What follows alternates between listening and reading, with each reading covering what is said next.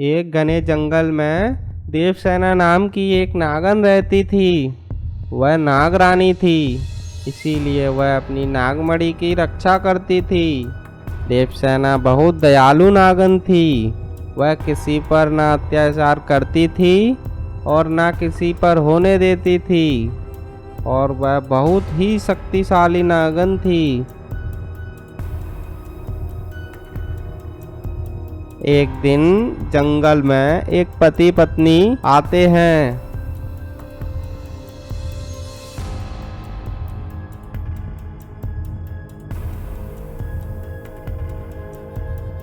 और एक बच्ची को एक पेड़ के नीचे छोड़कर चले जाते हैं।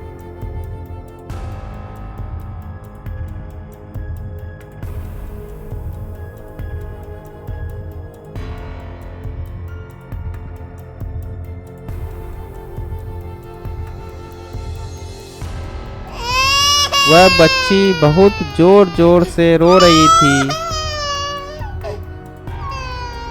उसके रोने की आवाज देवसेना के कानों में पड़ी। इतनी देर से इस जंगल में किसका बच्चा रो रहा है? मुझे चलकर देखना चाहिए। उसी जंगल में नरकासुर नाम का एक राक्षस भी रहता था।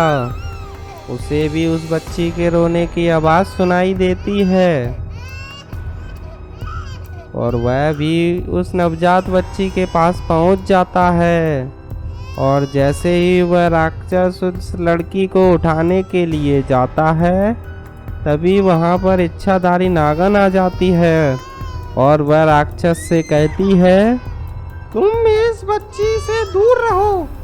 अगर तुमने इस बच्ची को कुछ भी नुकसान पहुंचाया तो तुम्हारे लिए अच्छा नहीं होगा। इस बच्ची को मुझे दे दो, मैं इसे पालूंगी। राक्षस कहता है, नहीं, मैं इस बच्ची को खाऊंगा। इच्छाधारी नागन राक्षस पर अपनी शक्ति से प्रहार करती है। राक्षस अपनी जान बचाकर वहां से भाग जाता है। देवसेना उस बच्ची के पास आती है।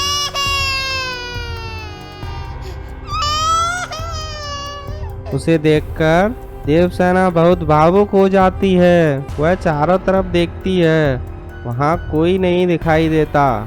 फिर देवसेना उस जमीन पर पड़ी बच्ची को अपनी गोद में उठाकर कहती है, अरे ये तो काफी छोटी बच्ची है, मैं इसे कहाँ छोड़ूंगी?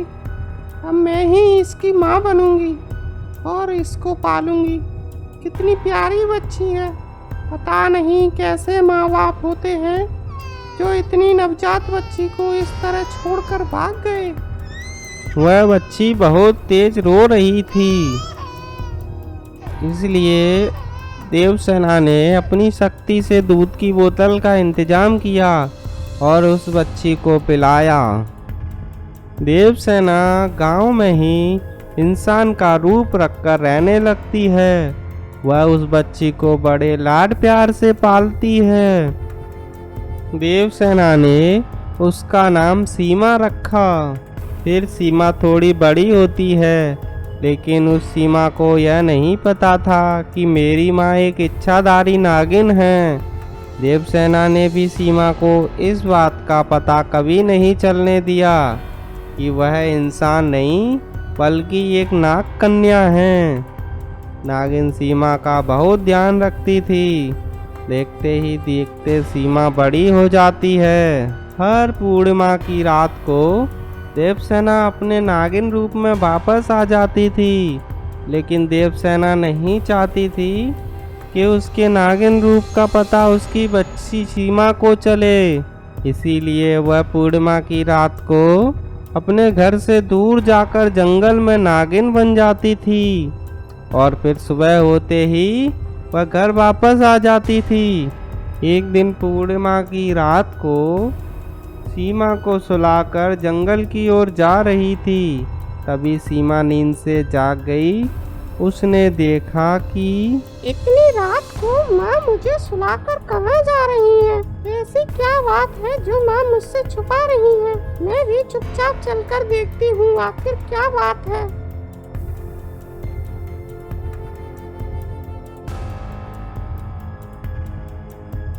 फिर वह अपनी माँ का पीछा करने लगती है। वह जंगल में पहुंचती है, तभी वहां देखती है कि उसकी माँ एक नागिन बन जाती है। यह सब देखकर सीमा बहुत डर जाती है और जोर से चिल्लाने लगती है।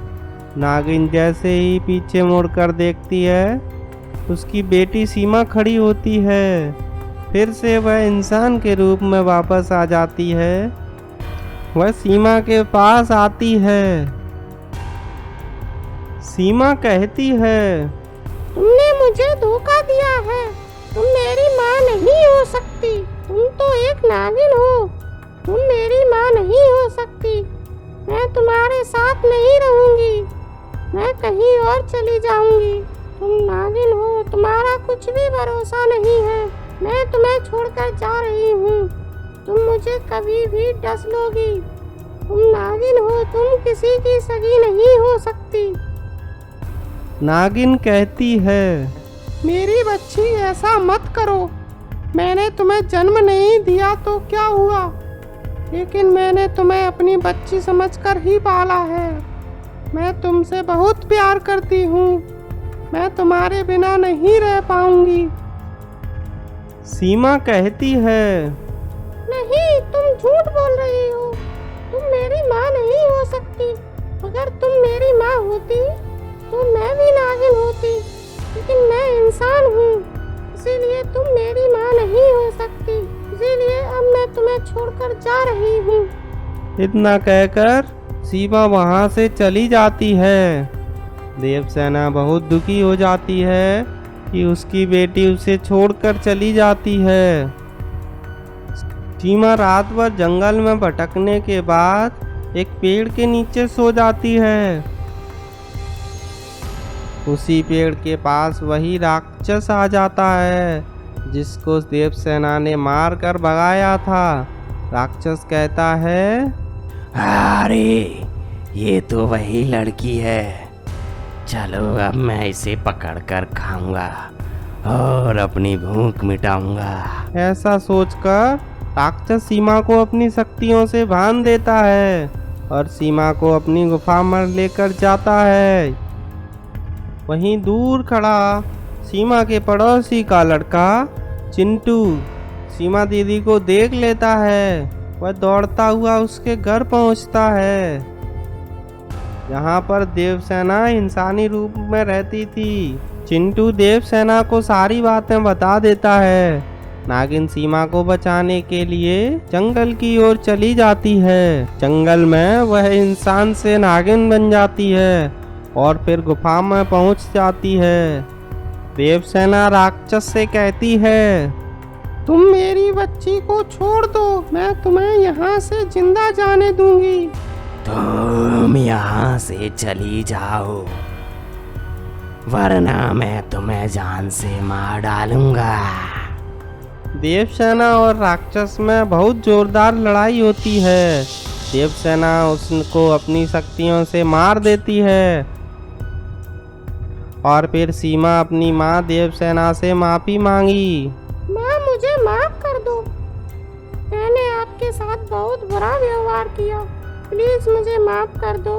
देवसेना सीमा को माफ कर देती है और वे दोनों अपने घर में वापस आ जाती हैं और फिर वे खुशी खुशी उसी गांव में रहने लगते हैं।